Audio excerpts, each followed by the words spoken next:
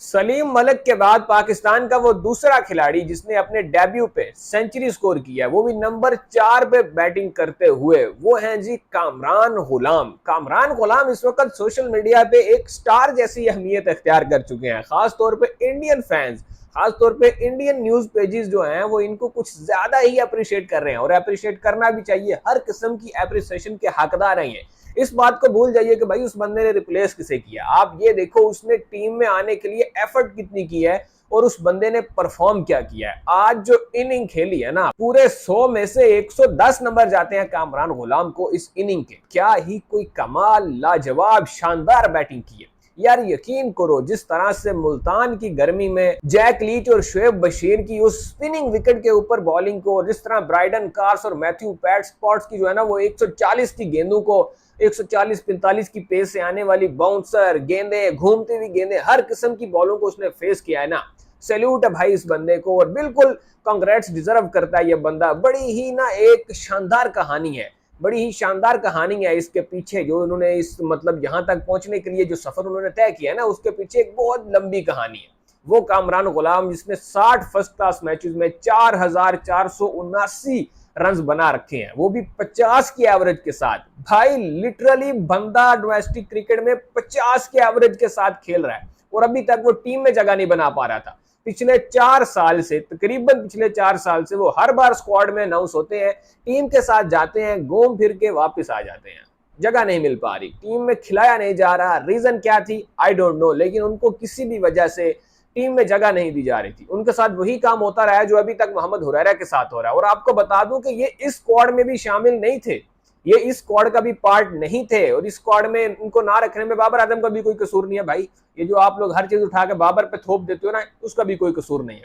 तो ये स्क्वाड में शामिल नहीं थे, फिर अचानक से एकदम से 5 चेंजेस की जाती हैं स्क्वाड में। 5 पाकिस्तानी खिलाड़ियों को रेस्ट दे दी जाती है, और उनकी जगह 5 नए खिलाड़ी शामिल किए जाते हैं, जिनमें कामरान गुलाम को बुलाया जाता है। और आज फाइनली इन्हें बाबर आजम की जगह पे मौका दिया जाता है, और कहा जाता है कि जाइए कामरान साहब, ये बड़ी जिम्मेदारी थी इनके ऊपर कि भाई बाबर आजम की जगह आप आए हो खेलने के लिए। तो एक बहुत बड़ा गैप था जो कि आपको फिल करना था, एक बहुत बड़ी जिम्मेदारी थी जो कि आपके ऊपर आयद होती है अगर आप बाबर आजम की जगह खेलने के लिए आते हो। जिस तरह बाबर आजम टीम को संभालते हैं, उसी तरह आपको टीम को संभालना था, और ये जिम्मेदारी बड़ी खुशुसलूबी से पूरी किया कामरान गुलाम ने। एक शानदार सेंचुरी अपने डेब्यू पे, इंग्लैंड की एक स्ट्रॉन्ग बॉलिंग लाइनअप के सामने, और जिस तरह से पिच की सूरत अभी तक दिख रही है, जो पिच की सूरत अभी तक दिख रही है, तो वो जो है इस इनिंग की अहमियत को कई हद तक बढ़ा देती है। और अब एक इनिंग पे जज तो नहीं करना शुरू कर देंगे कि भाई कामरान गुलाम ये कर देगा, कामरान गुलाम वो कर देगा, ऐसा कुछ हम जजमेंट्स पास नहीं करेंगे। लेकिन ये एक शानदार इनिंग थी। आज का ये दिन है ये कामरान गुलाम के नाम रहा, और इस दिन को उनको एंजॉय भी करना चाहिए, और हमें भी भाई उनको अप्रिशिएट करना चाहिए। वेल प्लेड, बहुत अच्छी इनिंग खेली है।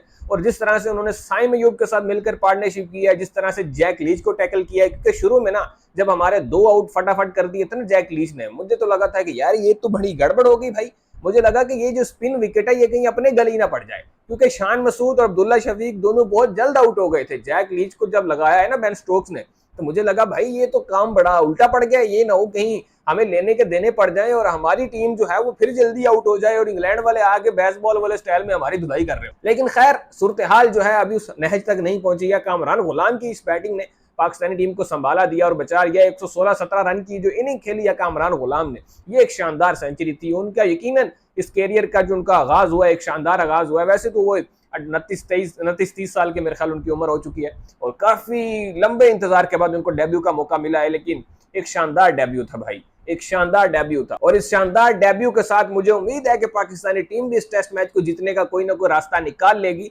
लेकिन इसके अलावा उनके साथ अगर देखें तो भाई दूसरे बैट्समैनों ने भी अच्छा परफॉर्म किया है। दूसरे बैट्समैनों ने भी काफी मतलब थोड़ा सा सपोर्ट प्रोवाइड किया है, जैसे कि साइम अयूब ने 77 रन किए, और इन दोनों की जो पार्टनरशिप थी आई थिंक मेरे हाल में कोई पहली या दूसरी मरतबा पाकिस्तान के लिए हुआ है। बड़े लंबे अरसे के बाद जो चौथी विकेट की पार्टनरशिप है वो 100 या 150 की लगी है। तो एक ये भी खुशाइन बात है कि साइम अयूब ने भी 77 रन स्कोर किए हैं, तीसरी हाफ सेंचुरी उन्होंने भी अपनी जो है वो टेस्ट करियर में स्कोर की है। तो ये भी एक बड़ी खुशाइन चीज थी कि चलो और कुछ नहीं तो साइम अयूब के रन जो है वो आना शुरू हुए हैं, और कुछ तो यार हुआ है ना। साइम अयूब को वो भी काफी तनकीद हो रही थी। और अभी भी एक जो लूज पॉइंट है पाकिस्तान का वो ये है कि ओपनिंग पार्टनरशिप हमारी नहीं हो रही। हमारी पिछली तकरीबन 10 या 12 इनिंग्स में जो बेस्ट ओपनिंग पार्टनरशिप है वो 15 रन की है, और वो आज हुई है।